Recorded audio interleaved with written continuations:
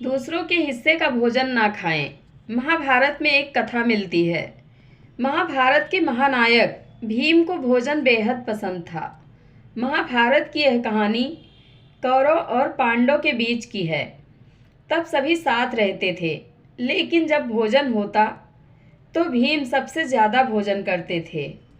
इस बात को लेकर दुर्योधन और उनके भाई नाराज रहते थे, क्योंकि भीम उनके हिस्से का भी भोजन खा जाया करते थे।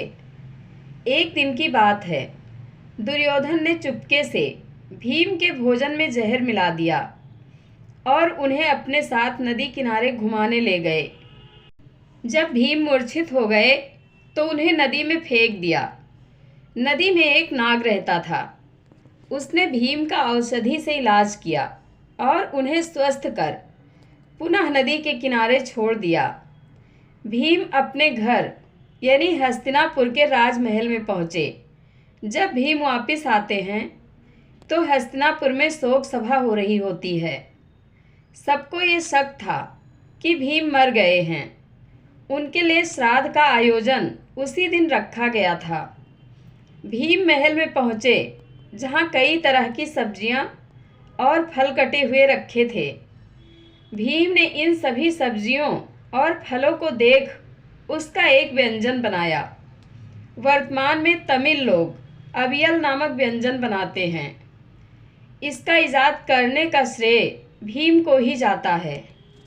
ठीक इसी तरह जब भीम अज्ञातवास में होते हैं तो राजा विराट के यहाँ वह बावर्ची का कार्य करते हैं। वह खाना बनाते हैं, परोसते हैं, लेकिन उसे सभी के खाने के बाद ही खा सकते हैं।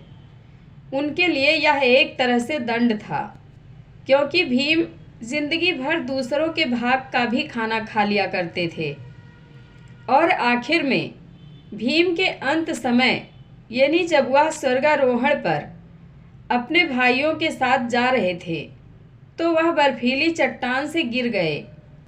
उन्हें दूसरों के भाग का खाने के कारण नरक मिलता, लेकिन उन्होंने जीव कल्याण के भी कार्य किए थे, इसलिए उन्हें स्वर्ग में जगह मिली। जय श्री कृष्ण।